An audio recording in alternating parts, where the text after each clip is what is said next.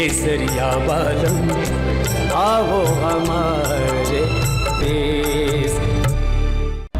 ऐसे काहे देख रहे हो ठाकुर साहब, जैसे कि पहली बार मैंने देख रहे हो।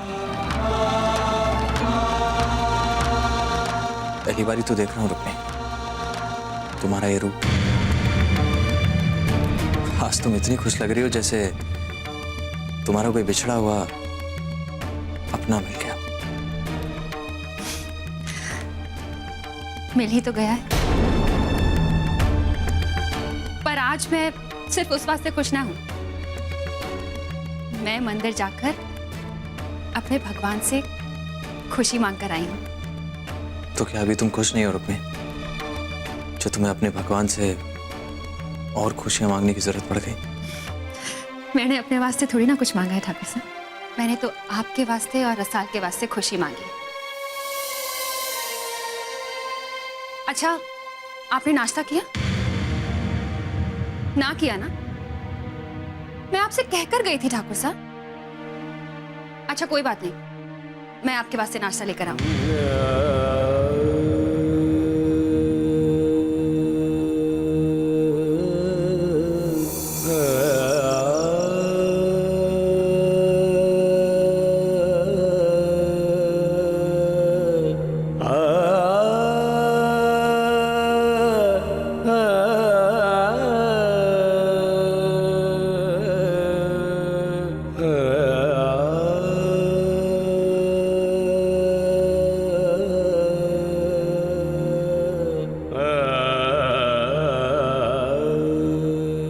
माथा दर्द कर रहे हो है?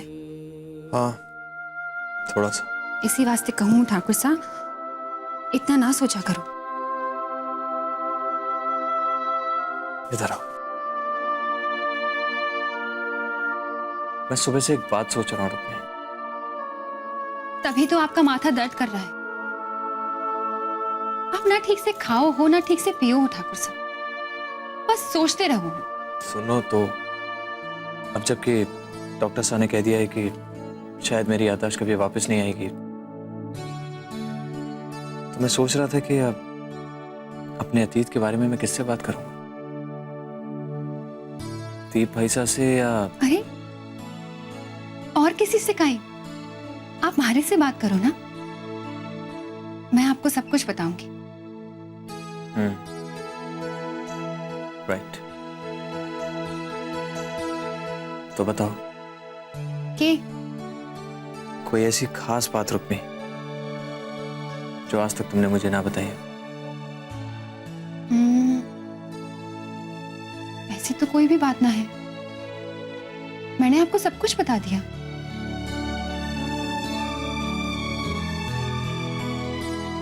आप दूध पियो। रुक्मी, तुम्हें याद है रसाल के ट्रीटमेंट के लिए एक डॉक्टर आया था? क्या नाम था उसका? वो डॉक्टर यश?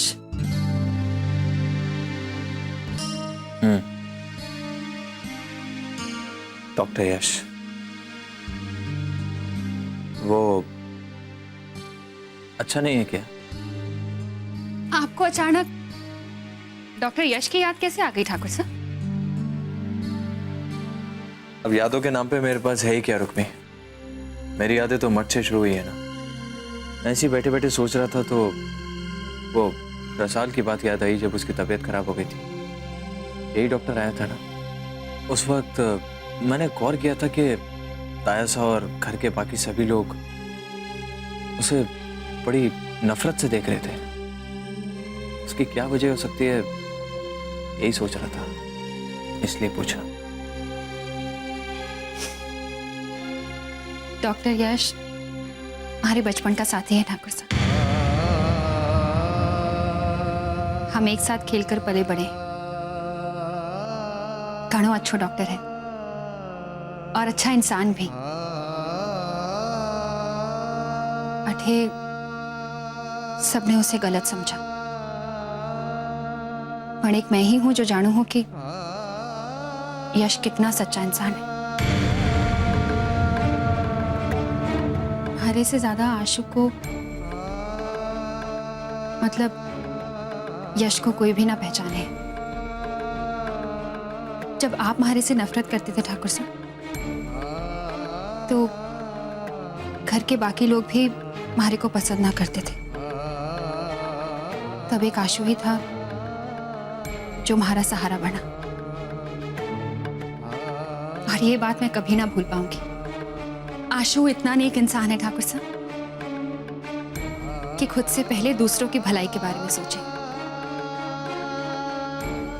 बहुत अच्छी तरह जानती हो तुम उसको, और शायद उसे बहुत पसंद भी करती हो। हाँ ठाकुर साहब।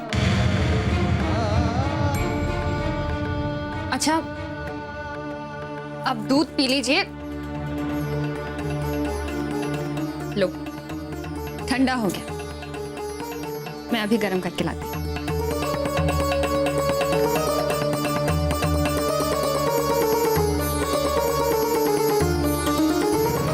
बापू, आशु का फोन आया था क्या? ना ना आया। अरे वो फोन तो मारे करनी है, आवे को तो मैं बात कर लूंगा, और मारे को ना लगे कब वो फोन करेगा। इतनी देर हो गई है तो अब तो कल ही करेगा फोन। ना बापू, आशु ने हमारे से कहा था कि भले कितनी देर हो जाए वो फोन करेगा हमारे को।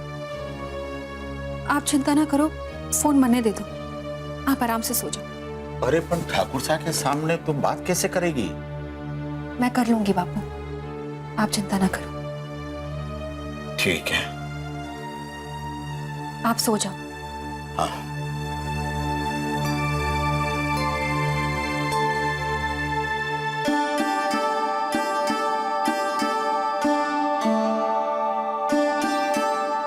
दूध गरम है।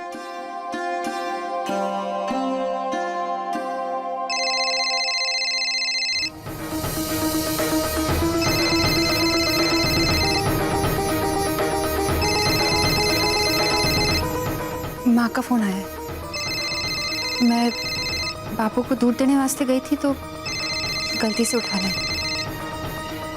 मैं बापू को देकर आऊं।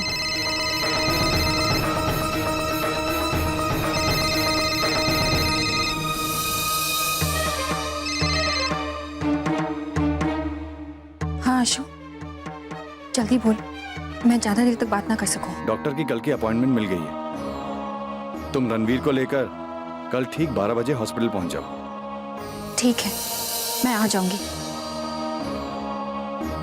पर आशु, कोई उम्मीद है कि ना? उन्होंने कहा है कि रणवीर की जांच और सारी रिपोर्ट्स देखने के बाद ही वो बता पाएंगे। ठीक है, मैं कल आती हूँ। अब मैं फोन रखूँ? हाँ, ओके।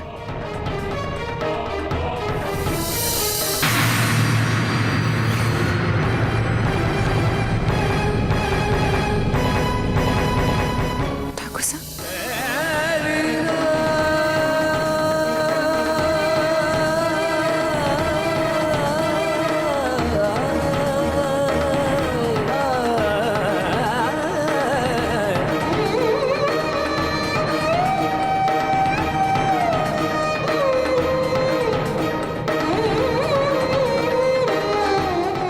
अगर मैं तुमसे नफरत करता था तो शायद ठीक ही करता था।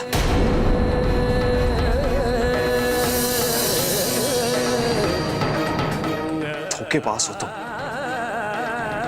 ये अचानक क्यों हो गया आपको ठाकुर साहब?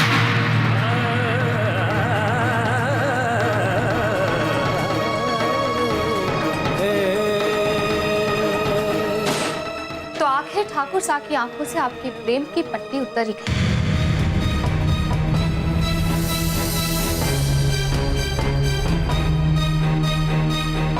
निसार, आज फिर एक बार ठाकुर साहब ने आपको असली रूप देख लिया, और अब वो ना भूलेंगे कि आप कितनी बड़ी धोखेबाज हो। क्यों, क्या कह रही है तू? आपने आशु और अपने प्रेम को ठाकुर साहब से छुपाने की कोशिश की, पर हमेशा सच को मात ना दी जा सके। अब कैसे छुपावेंगे अपने पाप को?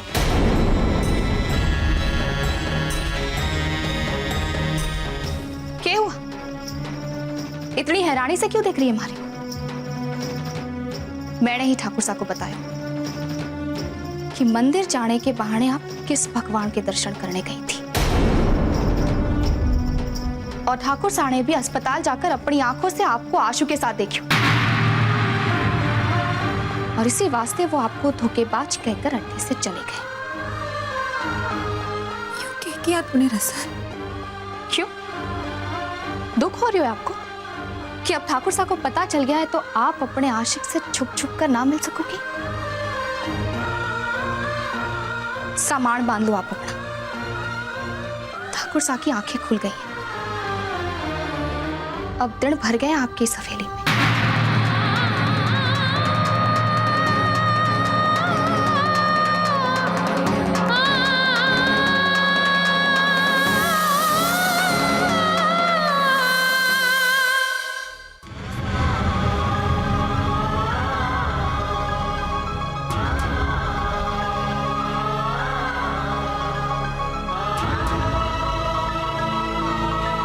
ठाकुर साहब,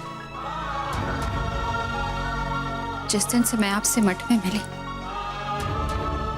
मैं यही कोशिश करती रही कि किसी तरह आपके जीवन से दूर चली जाऊं। किसी तरह आप हमारे से नफरत करने लगो और रसाल से प्रेम।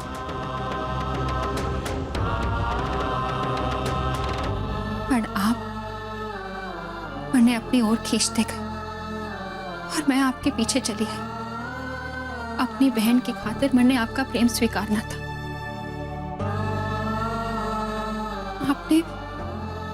मैंने अपना प्रेम स्वीकार करने पर मजबूर किया, और मैंने आपका प्रेम स्वीकार किया ठाकुर साहब। मैंने अब तक बेटी बनकर, बहन बनकर, बींदनी बनकर त्याग किए हुए, पर अब मैं किसी के भी वास्ते आपका प्रेम तजने को तैयार ना हूं ठाकुर साहब। मैंने आपसे वादा किया है कि मैं जीवन भर आपका साथ निभाऊंगी, और इसी वास्ते चाहूं ठाकुर साहब कि हमारे रिश्ते में कोई भी गलतफहमी की दीवार ना हो। मैं आपको सब कुछ बताऊंगी, और आपको हमारी बात पर विश्वास करना ही होगा ठाकुर साहब, क्योंकि मैं मर जाऊंगी और आपको कभी धोखा न दूंगी। जो सच है रुक्मी, वो मैं अपनी आंखों से देख चुका हूं। इंसान की आंखें भी धोखा खा सके हैं ठाकुर साहब। तो क्या हॉस्पिटल में तुम्हें यश के साथ देखना एक धोखा था? अभी अभी जो तुम मुझसे झूठ बोलकर यश से बात कर रही थी, क्या वो भी धोखा है? सब सच था, पर आधा सच। पूरा सच ये है ठाकुर साहब कि मैं आशु को आपकी रिपोर्ट्स दिखाने गई थी। डॉक्टर दास की रिपोर्ट्स हमारा मन मानने को तैयार न था, और इसी वास्ते मैं आशु के पास सलाह मशवरा करने गई थी।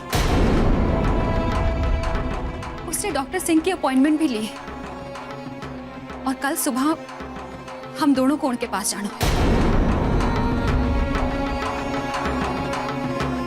चाहे आप लोग हमारी बात पर अब भी यकीन ना हो, तो आप अपनी अलमारी खोलकर देख लो कि बटे आपकी रिपोर्ट्स हैं या ना। रुक्मी, अगर ऐसी बात थी तो तुमने मुझे क्यों नहीं बताया? अगर तुम मुझे बताती तो मैं तुम्हें रोकता थोड़े, बल्कि मैं तो खुद तुम्हारे साथ चलता। मैं ना चाहती थी कि फिर से आपके और रसाल के मन में एक नई आस जागे, और वो आस फिर से एक नया डॉक्टर तोड़ देवे।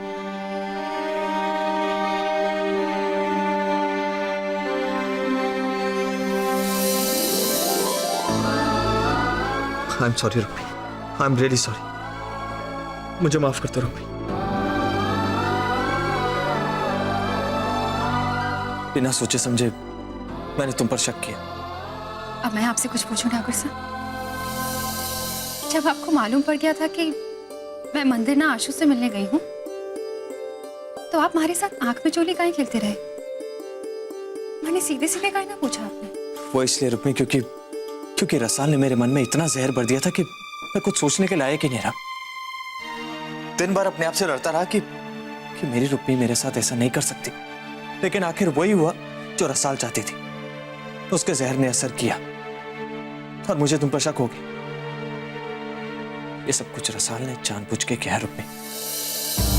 आपने बहुत अच्छा किया भाभी साहब, जो भाई साहब को रुक्मी और यश के बारे में सब बता दिया। यो सुनकर मने पर रणवीर की घनी चिंता हो रही है। कुछ नहीं होगा दादी साहब, रुक्मी की करतूतें ही ऐसी हैं कि एक ना एक दिन ये तो होना ही था।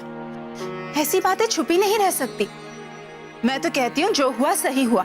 और देखिए ना, भाई साहब को रसाल भाभी साहब के कहने पर पहली बार यकीन हो गया है, वरना वो रुक्मी के पीछे हॉस्पिटल नहीं गए होते। और देखना भाभी साहब, धीरे धीरे यकीन प्यार में बदल जाएगा और भाई साहब आपके पास आ जाएंगे।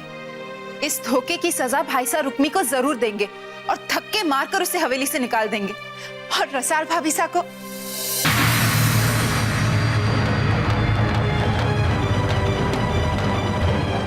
रणवीर,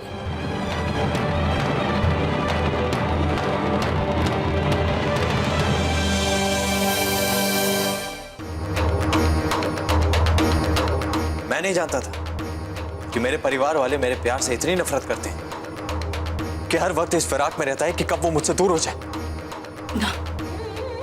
ना छोरा, मूमल का यो मतलब ना था। वो तो हम सबको थारी इतनी घनी चिंता हो रही थी कि अगर आप सबको सचमुच मेरी इतनी चिंता है ना, तो कोशिश कीजिए कि आगे से मेरे और रुक्मी के बीच में ऐसी गलतफहमी पैदा ना करें।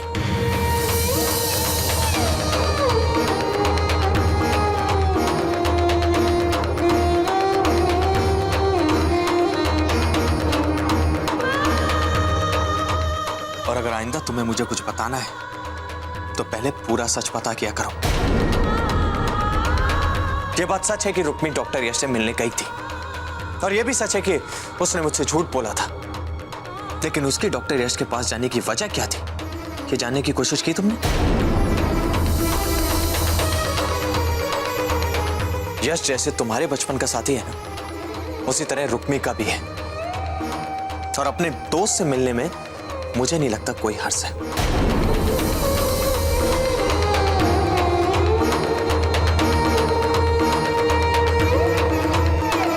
मैं पहले भी आपसे कह चुका हूं मासा, और आज आखिरी बार कह रहा हूं, रुक्मी मेरी पत्नी है और मैं उससे बहुत प्यार करता हूं।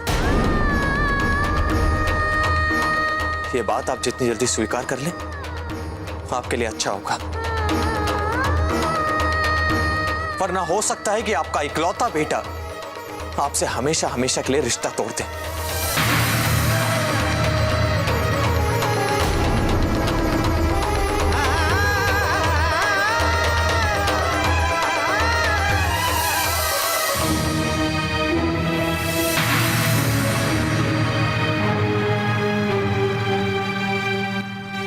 मत रोइए भाभी साहब, आपकी कोई गलती नहीं है। गलती तो उस जालसाज रुक्मी की है। न जाने उसने भाई साहब को क्या पट्टी पढ़ाई है कि भाई साहब आकर उल्टा आपको ही... बस बस मूमल, आज के बाद मैं इस हवेली में रुक्मी के खिलाफ एक बात न सुनूंगी। मुझे है जैसी है इस हेली की बींदड़ी, और अठे रहने वाले सब लोगों को ये बात स्वीकार करनी पड़ेगी।